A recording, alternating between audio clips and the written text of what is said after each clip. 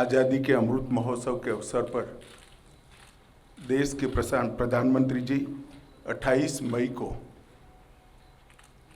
संसद का नवनिर्मित भवन राष्ट्र को समर्पित करेंगे। एक प्रकार से ये नया संसद भवन प्रधानमंत्री जी की दूरदर्शिता का प्रमाण है, जो नए भारत के निर्माण में हमारी सांस्कृतिक विरासत, परंपरा और सभ्यता को आधुनिकता से जोड़ने का एक सुंदर प्रयास है। इस नई संरचना को रिकॉर्ड समय में बनाने के लिए करीब करीब 60,000 के आसपास श्रम योगियों ने अपना योगदान दिया है। इस अवसर पर प्रधानमंत्री जी ये सभी श्रम योगियों का सम्मान भी करेंगे। इसके साथ साथ एक और महत्वपूर्ण घटना होने जा रही है, जिसकी आपको सूचना देने के लिए आज मैं यहाँ उपस्थित हुआ हूँ। इस अवसर पर एक ऐतिहासिक घटना पुनरावर्तित हो रही है। एक ऐतिहासिक परंपरा पुनर्जीवित भी हो रही है। अभी स्क्रीन पर आप एक सुंदर वस्तु को देख रहे हैं। राजसी लगती है वस्तु, इसके पीछे युगों से जुड़ी हुई एक परंपरा छिपी है। इसको तमिल में सेंगोल कहा जाता है और इस शब्द का अर्थ संपदा से संपन्न और ऐतिहासिक है। आज मैं आप सभी को इसको साझा करने के लिए यहाँ पर उपस्थित हुआ हूँ। यह एक हमारी बहुत पुरानी सभ्यता से जुड़ी हुई प्रथा है, जिसकी गहरी जड़ें देश की परंपराओं में समाहित है। आज़ादी के अमृत महोत्सव में प्रधानमंत्री जी ने जो कुछ लक्ष्य तय किए थे, उसमें एक लक्ष्य हमारी ऐतिहासिक परंपराओं का सम्मान और उसका पुनर्जागरण भी था। ये सेंगोल उसी लक्ष्य की परिपूर्ति के लिए आज मैं आपके सामने इसकी इंफॉर्मेशन को लेकर आया हूं। ये घटना जुड़ी है आज़ादी की क्षण के साथ।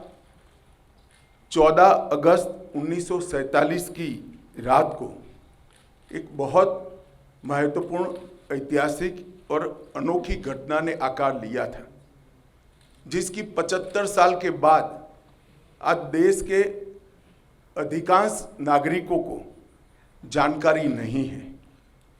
ये सेंगोल जो अभी आपने स्क्रीन पर देखा था, उसने हमारे इतिहास में एक अहम भूमिका निभाई है और ये सेंगोल अंग्रेजों से भारतीयों के साथ सत्ता के हस्तांतरण का एक प्रतीक बना था।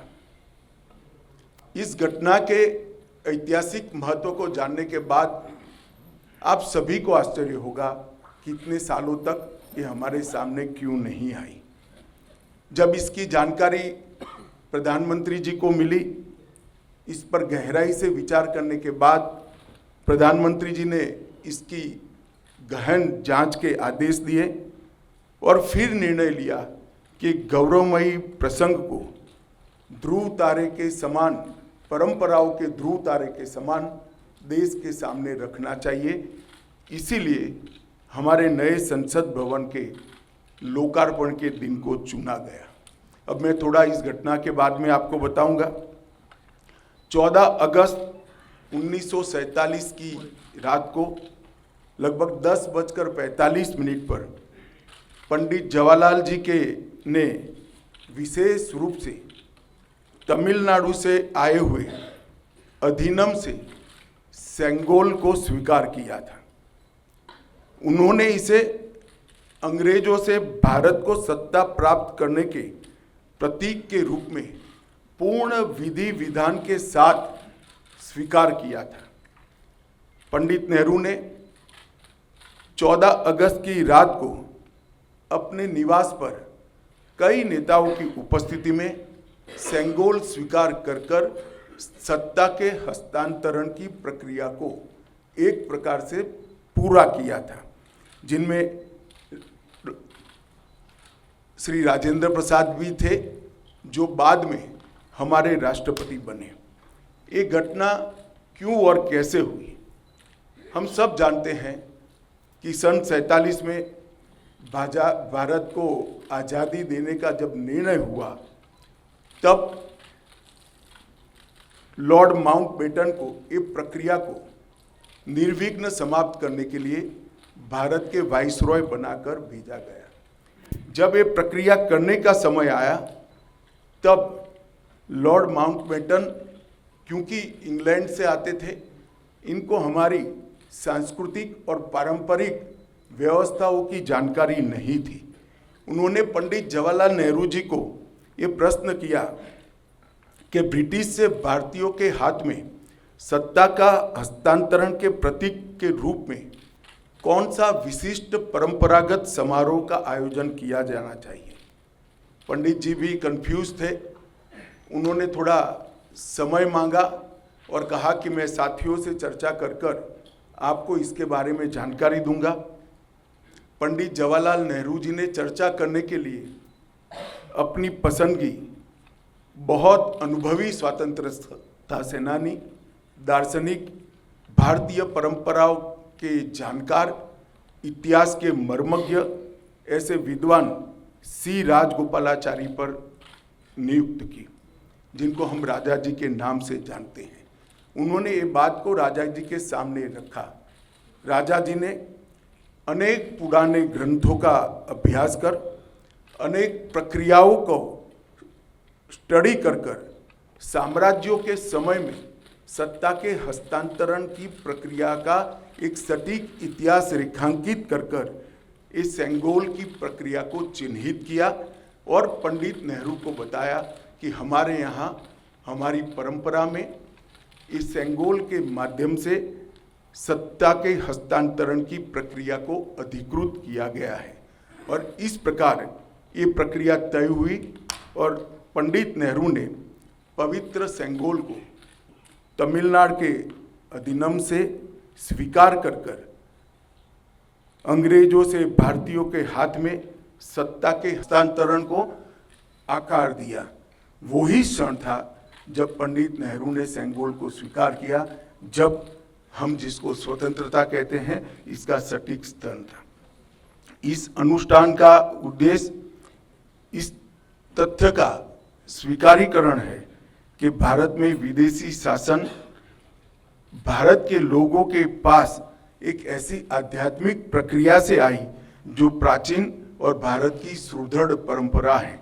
पंडित नेहरू ने इस अनुष्ठान के संपादन के लिए दक्षिण के मठाधिपति को स्वीकार कर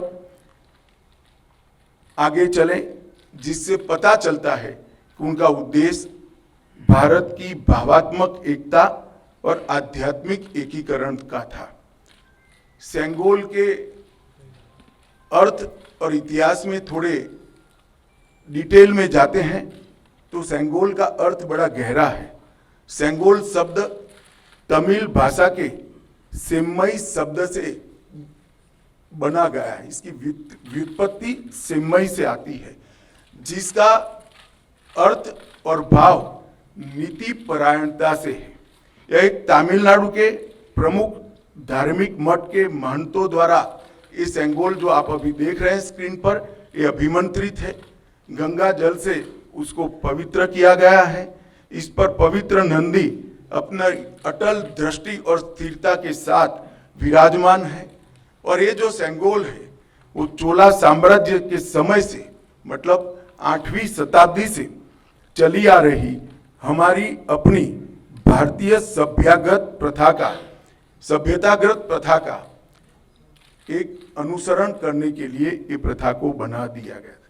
आप सभी जानते हैं चोला साम्राज्य सदियों से हमारे उपमहाद्वीप में एक महत्वपूर्ण साम्राज्य रहा, जिसने 21 राजाओं ने बड़े लंबे अरसे तक 800 साल से ज़्यादा समय तक इस देश के एक महत्वपूर्ण हिस्से पर शासन किया। सबसे महत्वपूर्ण बात यह है कि सेंगोल जिसको प्राप्त होता है, इसके पास से न्यायपूर्ण और निष्पक्ष शासन की अपेक्षा रखी जाती है और एक प्रकार से न्यायपूर्ण और निष्पक्ष शासन करने का आदेश उसको मिलता है, जिसे तमिल में आणई कहते हैं। और इस सेंगोल को प्राप्त करने की घटना को आज़ादी के समय विश्व भर के मीडिया ने इसका जिक्र भी किया है, इस पर वृत्तांत भी प्रकट किए हैं। टाइम मैगजीन ने बहुत ज़्यादा ग्राफिक्स के साथ इसको रिपोर्ट किया। भारत के भी सभी अखबारों ने इसको यथोचित सम्मान दिया था। आप सेंगोल की वेबसाइट पर मीडिया रिपोर्ट की एक फिल्म भी बाद में देख सकते हैं। 1947 अगस्त के बाद सेंगोल सबकी आंखों से ओझल हो गया, इसको भुला दिया गया, मगर एक विद्वान और पूजनीय सम्मानीय व्यक्ति ने इसको आज़ादी के 31 साल के बाद 15 अगस्त 78 को परमाचार्य श्री चंद्रशेखर सरस्वती स्वामीगल ने अपने अनुयायी डॉक्टर B.R. सुब्रमण्यम को सेंगोल वृत्तांत का वर्णन किया, जिसको डॉक्टर सुब्रमण्यम ने अपनी किताबों में उचित स्थान देकर उल्लेखित किया है। तमिल मीडिया ने भी परमाचार्य की चर्चा को प्रमुखता से जगह दी और उसे जीवित रखा है। हम सब परमाचार्य के इसके लिए कृतज्ञ हैं। दिलचस्पी की बातें हैं कि तमिलनाडु सरकार ने भी इस भूमिका को गर्व के साथ प्रकाशित किया है। यह 2021-22 का HR&CE पॉलिसी नोट जो अभी आप स्क्रीन पर देख रहे हैं उसमें दर्ज है। इस पर पैरा 24 में इसकी प्रक्रिया को ढंग के साथ वर्णित किया गया है। हमारी सरकार का मानना है कि इस पवित्र सेंगोल को किसी संग्रहालय में रखना अनुचित है। सेंगोल की स्थापना के लिए संसद के भवन से अधिक उपयुक्त और पवित्र और उचित स्थान कोई हो ही नहीं सकता। इसलिए जब संसद भवन का देश को समर्पण होगा, उसी दिन आदरणीय प्रधानमंत्री नरेंद्र मोदी जी बड़ी विनम्रता के साथ तमिलनाडु से आए हुए अधिनियम से सेंगोल को स्वीकार करेंगे और अत्यंत आदरपूर्वक माननीय लोकसभा के अध्यक्ष के आसन के समीप सम्मान के साथ इसको स्थापित करेंगे। मैं मानता हूं कि भारतीय परंपराओं से जुड़ने का एक विरल और महान क्षण होगा। नए भारत को हमारी परंपराओं के साथ, हमारे इतिहास के साथ और हमारे आध्यात्म के साथ उसी क्षण से एक नया अनुसंधान होगा। सेंगोल की स्थापना 1947 की भावनाओं को फिर से एक बार अविस्मरणीय बनाएगी। यह सेंगोल जो है असीम आशाएं, अनंत संभावनाएं और एक मजबूत, स्वतंत्र और समृद्ध राष्ट्र के निर्माण का संकल्प है। यह अमृत काल का प्रतिबिंब होगा जो भारत को अपने विश्व में यथोचित स्थान ग्रहण के लिए गौरवशाली क्षण का साक्षी बनेगा। यह ऐतिहासिक योजना अधिनियम के अध्यक्षों से विचार विमर्श कर बनाई गई है। यह सभी 20 अधिनियम के अध्यक्ष इस शुभ अवसर पर उपस्थित रहेंगे, जो प्रधानमंत्री जी को सेंगोल अर्पण करेंगे और इस पवित्र अनुष्ठान की पुनः में अपना आशीर्वाद भी प्रदान करेंगे। इसके लिए मैं उनके प्रति आभार व्यक्त करता हूं। और एक बहुत हर्ष की बात है कि 14 अगस्त 1947 की प्रक्रिया में जो स्वयं उपस्थित थे वो 96 साल के मुम्मिंडी बंगारू चेट्टी भी इस कार्यक्रम में सम्मिलित होने वाले हैं, उनका आशीर्वाद भी इस कार्यक्रम को मिलेगा। ये घटना का दूरदर्शन और दी हुई लिंक से सभी मीडिया के माध्यमों से जीवंत प्रसारण देश भर के दर्शकों के लिए, नागरिकों के लिए भी होगा। और अब हम एक डिटेल फिल्म ये पूरी प्रक्रिया पर सांस्कृतिक विभाग ने बनाई है, इसको देखेंगे।